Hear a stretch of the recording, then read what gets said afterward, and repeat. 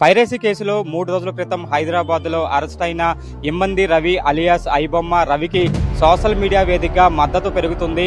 ఒకటి ఫిలిం చూపించడము ఒక ఎత్తు అయితే, ఈ dark side is using it for criminal side.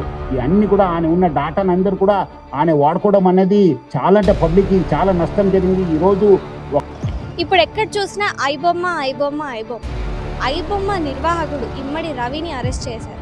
ఆయన ఏదో ఒక ఫ్యూ క్రోర్స్ చేసి ఉంటారు, కానీ thousands of crores has been lost of public. దీనివల్ల చాలా వేల కోటిలో నష్టం కావడం జరిగింది. చాలా మంది సైబర్ క్రైమ్స్ గురి కావడం జరిగింది. మన దగ్గర ఏ సినిమా రిలీజ్ అయినా థియేటర్కి వెళ్లకుండానే ఆ రోజు సాయంత్రం ఐబొమ్మలో పడిపోతుంది కదా. అది ఎలా వచ్చింది, ఎవరు పెడుతున్నారు, ఎంత పెద్ద నెట్వర్క్ ఇది? ఇన్నాళ్ళు అందరికీ ఇదే డౌట్. కానీ ఇప్పుడు మొత్తం కథ బయటపడిపోయింది. ఈ వీడియోలో ఐబొమ్మ వెనుక ఉన్న వ్యక్తి రవి గురించి, ఆయన లైఫ్ గురించి, ఆయన రహస్య పాస్పోర్ట్స్, టెక్నికల్ స్కిల్, చేసే క్రైమ్స్, మరియు అసలు ఇప్పుడు ఎలా దొరికిపోయాడో మొత్తం డిస్కస్ చేద్దాం. ముందుగా మీరు మా ఛానల్ని ఫస్ట్ టైం విజిట్ చేసినట్లయితే ఒకసారి మా కంటెంట్ చూడండి, నచ్చితే సబ్స్క్రైబ్ చేసుకోండి. ఇమ్మాడి రవి అలియాస్ ఐబొమ్మ రవి వైజాగ్కు చెందిన ఒక సాధారణ కంప్యూటర్ సైన్స్ గ్రాడ్యుయేట్. చిన్నప్పటి నుంచే కంప్యూటర్స్ అంటే పిచ్చి. కొంతమంది కోడింగ్ నేర్చుకుని సాఫ్ట్వేర్ సైడ్ దూసుకెళ్దాం అనుకుంటారు, కానీ రవి మాత్రం సిస్టమ్ ఎలా పనిచేస్తుంది, ఆన్లైన్లో లూప్ హోల్స్ ఏంటి అనే క్యూరియాసిటీతో రీసెర్చ్ చేయడం మొదలుపెట్టాడు. దీనివల్ల cyber security, servers, torrents, DRM encryption అన్నీ స్టెప్ బై స్టెప్గా నేర్చుకున్నాడు. కాలేజ్ టైం నుంచి మ్యారేజ్ టైం వరకు తాను చూసిన అవమానాలే అతన్ని డబ్బే లక్ష్యంగా చేసుకునేలా చేసింది. 2016లో ఒక డబ్బున్న అమ్మాయిని ప్రేమించి పెళ్లి చేసుకున్నాడు. కానీ రవి సంపాదన అంతంత మాత్రమే ఉండడంతో ఇద్దరి మధ్య ప్రాబ్లమ్స్ రావడం స్టార్ట్ అయ్యాయి. డబ్బు సంపాదించడం నీ వల్ల కాదు అంటూ భార్యతో పాటు అత్త కూడా అవమానించడంతో ఎలా అయినా ఎక్కువ డబ్బు సంపాదించాలనే అత్యాశ రవికి కలిగింది. ఇంత పెద్ద క్రైమ్కి బీజం పడింది ఇక్కడే. ఇదే 2016లో రవి ఒక పని చేశాడు. సెయింట్ కిట్స్ అండ్ నేవీస్ అనే ఒక కరేబియన్ దేశం నుంచి సిటిజన్షిప్ తీసుకున్నాడు. పేరు ఎప్పుడు వినలేదు కదా? అవును, ఈ దేశం చిన్నదే, కానీ ఒక బలమైన ప్లస్ పాయింట్ ఉంది. Citizenship by investment. డబ్బు పెట్టి పాస్పోర్ట్ తీసుకోవచ్చు.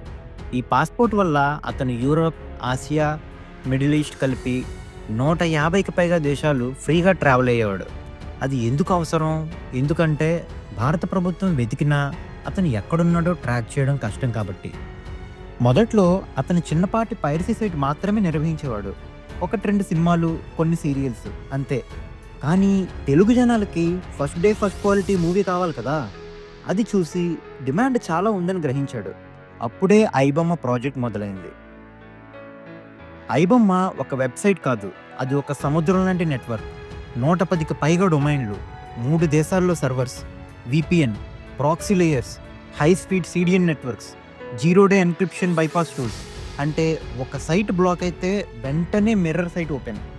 గవర్నమెంట్ బ్లాక్ చేస్తే మరో డొమైన్. ఫిల్మ్ ఇండస్ట్రీ కంప్లైంట్ పెడితే మరో loop hole. Catch me if you can లాంటి గేమ్ మాట. పోలీసులు చెప్పిన దాని ప్రకారం రవి కేవలం థియేటర్లో కెమెరా పెట్టి రికార్డ్ చేసే పైరేట్ అయితే కాదు. అతను ఓటీటీ ఎన్క్రిప్షన్లో లూప్ హోల్స్ ఎక్స్ప్లాయిట్ చేసేవాడు, డిఆర్ఎం కీస్ ట్రాక్ చేసేవాడు, ఇన్సైడర్ లీక్స్ ద్వారా రా మూవీ ఫైల్స్ తీసుకునేవాడు, టెలిగ్రామ్, డార్క్ వెబ్ ద్వారా ప్రింట్స్ ట్రేడ్ చేసేవాడు. ఇవి సాధారణ పైరసీ కాదే, ఇది హై క్వాలిటీ డిజిటల్ క్రైమ్. అందుకే ఐబొమ్మలో క్వాలిటీ ఎప్పుడు టాప్ క్లాస్ అయ్యేది.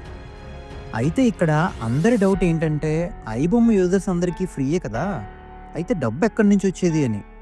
ఇక్కడే రవి స్ట్రాటజీ నెక్స్ట్ లెవెల్ అన్నమాట. Illegal betting apps, 1xBet, 1win లాంటి సైట్లు ప్రమోట్ చేసేవాడు.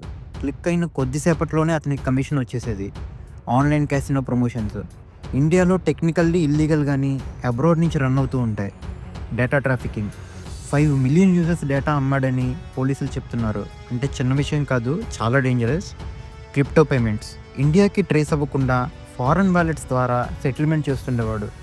ఈ మొత్తంలో రవి సుమారు 20 కోట్ల వరకు సంపాదించినట్లు రిపోర్ట్స్ చెప్తున్నాయి. ఈ టైంలో డొమైన్ నెట్వర్క్ 50 నుంచి 110కి పెరిగింది. ఇంకా 21,000 సినిమాలు బ్యాకప్ చేసుకున్నాడు. 5 మిలియన్ యూజర్ డేటా ఉన్నాయి.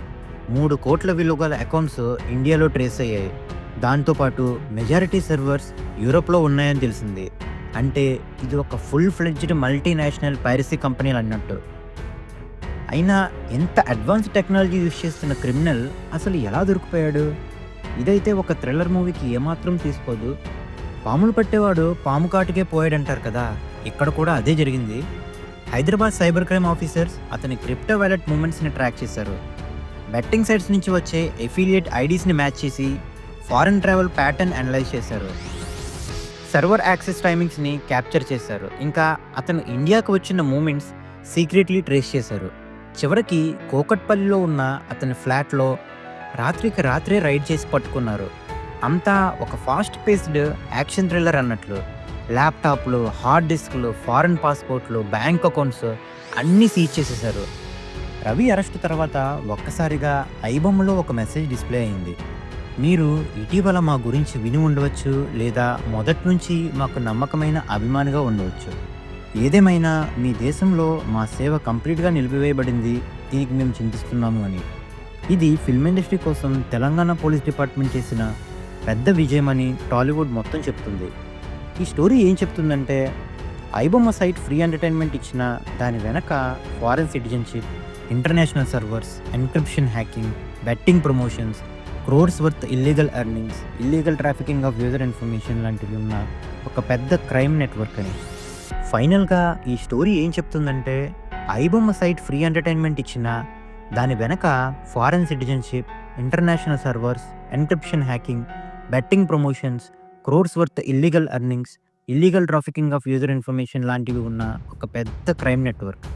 ఇది ఒక డిజిటల్ క్రైమ్ని ఎలా ఎంపైర్ అవుతుందో, ఒక మనిషి ఎలా సిస్టమ్ లూప్ హోల్స్ని ఆయుధాల్లో వాడుకున్నాడో చెప్తుంది. సో గైస్, ఇదే ఐబొమ్మ రవి అసలు కథ. సినిమా కంటే సినిమాలో ఉన్న స్టోరీ.